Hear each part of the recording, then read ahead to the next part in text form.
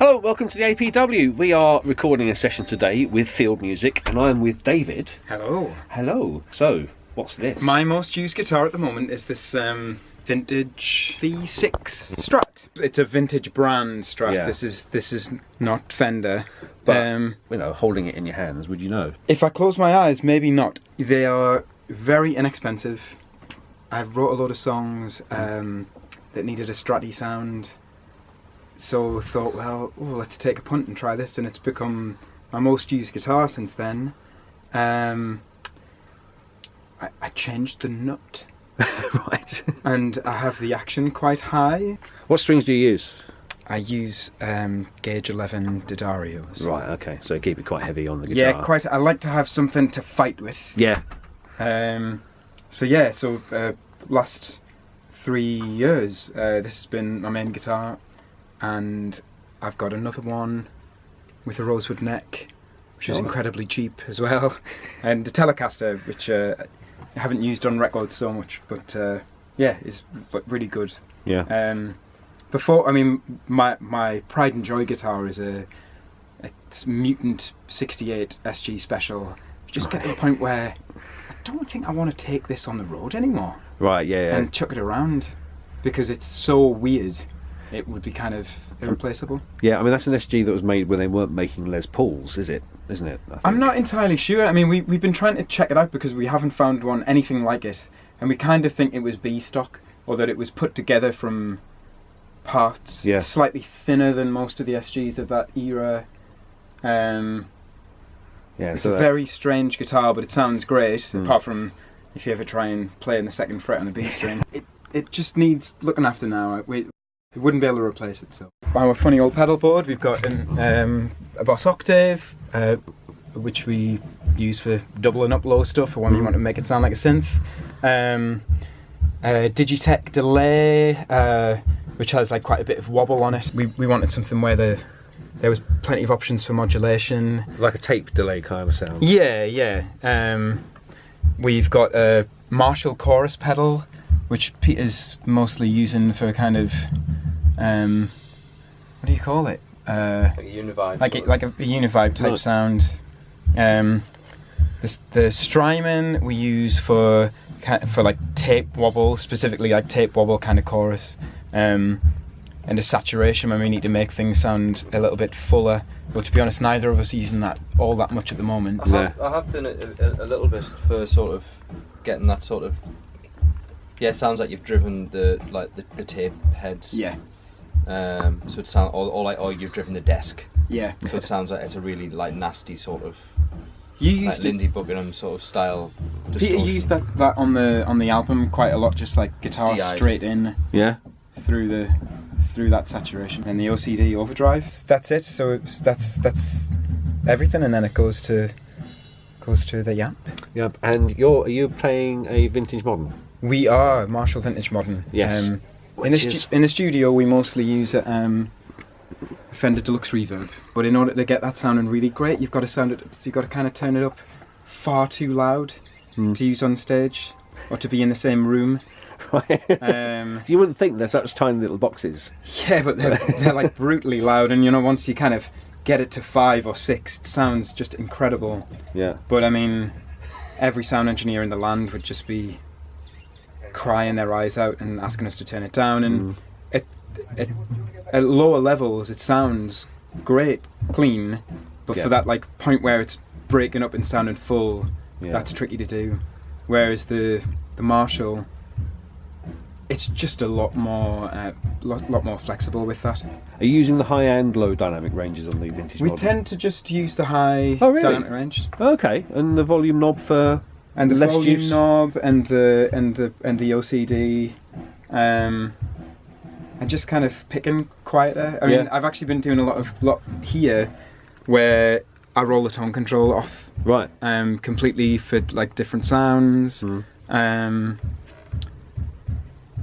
Or just stop playing and let Kev play the part and then come back in. So yeah, I found that the leap in volume from the low to the high dynamic range is like, it's a little bit too much to be I've heard like a sensible thing. I mean, if the mid boost was switchable, Right. we Yeah. might have ended up using that more. Because when you turn the mid boost in, it's just like, well, right, I'm ready to solo now. But we don't. We haven't done that much. No. But I think it's a great amp. I think it's a really great amp. Cool. And a master volume is helpful when Yes. you're out and about. We're with Peter now, and we're going to have a look at a rather lovely Gordon Smith. This is a British-made guitar, isn't it? Yes, yes, it is. Yeah. So where does this one come from?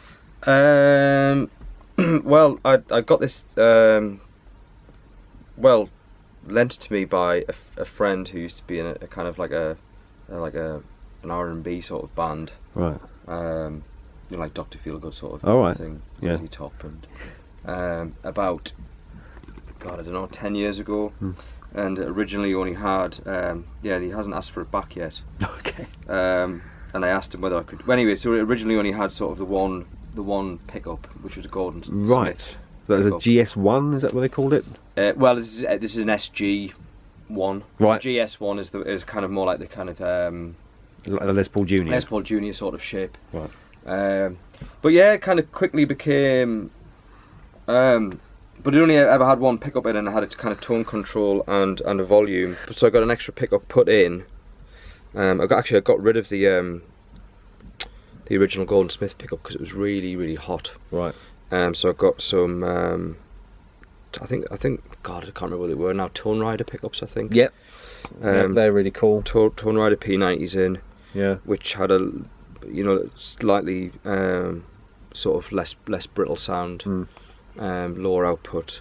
Got rid of the tone control, which was there. And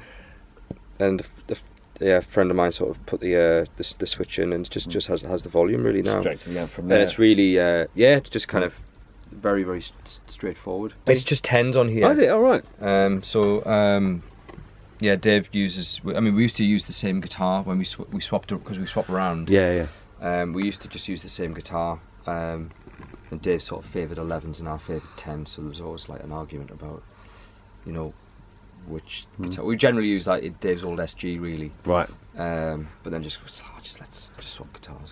So is that kind of a sound alike for the 68 SG Junior? Does it do the same sort of job? I don't think so. I think it's still a little bit harsher than the SG. The SG P90s sound a lot more like single coils to me. So yeah, brass nut, Which is lovely, and also the wraparound tailpiece, Yeah. which is like the original 50s Les Paul. Yeah. Had that, And I've never ever snapped the string on this guitar. No. In sort of 12 years, never snapped the string once. Wow. So I have to remember to change the string. Otherwise, So first for the APW, but not first for Chris's studio by any means, is we've got keyboards today. So let's go and have a look. So Peter, what have we got here? well, the main sort of digital piano that we've hidden in this box built by my uncle Eric. It kind of looks like you've got a Hammond or a Rhodes Well, on yeah, stage or just something. there was something about the SV1. I think it's an amazing keyboard, but it does look a little bit like Mr. Spock's coffin. Yes.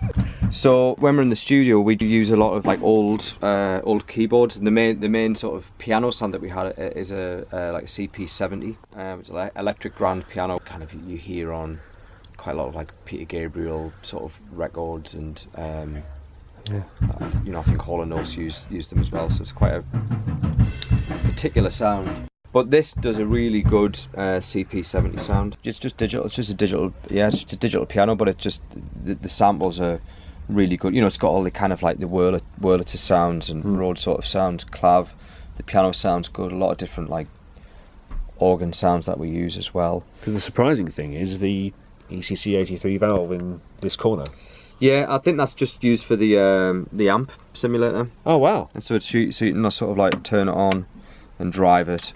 That's really cool. And it is really good for for getting that sort of driven sort of Rhodes or a Wurlitzer sound, or organ sounds as well. Right. You've just got like loads of different combinations that you can use. I mean, it would be nicer if it had a little bit more sort of editability in a way. Yeah. but it's been absolutely like it's been great for what we've used it for. Yeah, I suppose it never falls over because it's kept simplistic. Yeah, that's it. Yeah.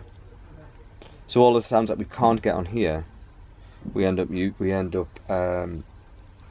using this keyboard, which is just like an Alesis sort of controller keyboard, but it's really good.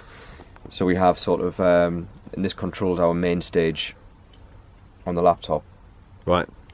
So we've sampled. So for instance, here we'll turn on our CP20, which is a sort of a not classic Yamaha keyboard, but we really love it. We used it a lot. Again, it's the sort of sound you would hear on. I think Christine McVie used it like a CP30 on Tusk. That became her kind of. So like track like Over and Over, like the first song on Tusk. It's like this CP30 all over it. So we sampled our own CP20, and then we also have sampled a different CP20 sort of sound, harpsichord, and then a CP20 going through a wah-wah pedal. Because you've got the album is huge and it's so rich and there's so much going on, so I suppose it's quite a technical challenge to bring all of that down into a live setup that you can and we treat it like we're a rock band, you know. We treat it like we don't try and do it in a, unless we're like, you know, sometimes we play with like a big 13-piece band or something. We'll have a string section, we'll have a horn section, but if not, then it's like, let's not pretend we've got strings. Let's just have like a kind of more like a mellotron sound. Right. So we pretend we have a mellotron instead. You know, so it's still pretending, you know, it's still kind of like a certain element of fakery about it. But it's kind I mean, that's what kind of rock music is, you know. It's like we treat it like, you know, we're going out as a 5-piece band and we're playing as a rock band. Really. And there's an audience, I suppose, if they're hearing a mellotron and seeing somebody play a keyboard, then psychologically, that exactly. works. But if they're in a string section, it's like, wait a minute. Another first for the Audio Production Workshop, not only are there synthesizers, but there is a chrome drum kit with a 24-inch bass drum. We've never done that before either. Really? Yeah, that's the first shiny one and first big old bass drum. So it's so shiny you can't even film it. In a couple of years we're going to move up to a 26, I'm sure. Yeah, man, go for it. So, you got the SPD there as well. So what's going on here? We have a fairly inexpensive Gretsch Catalina drum kit. Right. But with a 24-inch bass drum. Yeah. And the SPD, which I think I might have bought from a cash generator, but has served us very well indeed, and it's loaded up with various percussive sounds, little bits and bobs from the records that we don't feel like we can do without, and we love Peisty 2002 cymbals. Yeah. They're good and loud because they're great, and we have kind of massive ones. This tour, we've switched from a 20-inch crash on this side and a 20-inch ride on this side to a 19-inch crash and a 20-inch crash. Because we don't actually use a ride cymbal like a ride cymbal very much. Right. Okay. So you're just hitting it for the smash. Well, occasionally I can tinkle on it, and we use quite small hi-hats. 13 inches. Surprised by the size of your hi-hat and the thinness of the snare as well. Actually. Yeah. I mean, certain things like that are just historical things. Like the first drum kit we ever got was a Premier Club. Right. Back in like 1989, 90. Right. And when we upgraded the drum kit, we kept the Premier snare. Right. We just like this. I don't know. We just like this. And this we upgraded to a Pearl DX Professional. It was chrome. Yeah. All right. That was okay. And actually, that is the drum kit we used until about 3 or 4 years ago. Right. We still have it and we still use it. It's got a bit of a different sound from the Gretsch.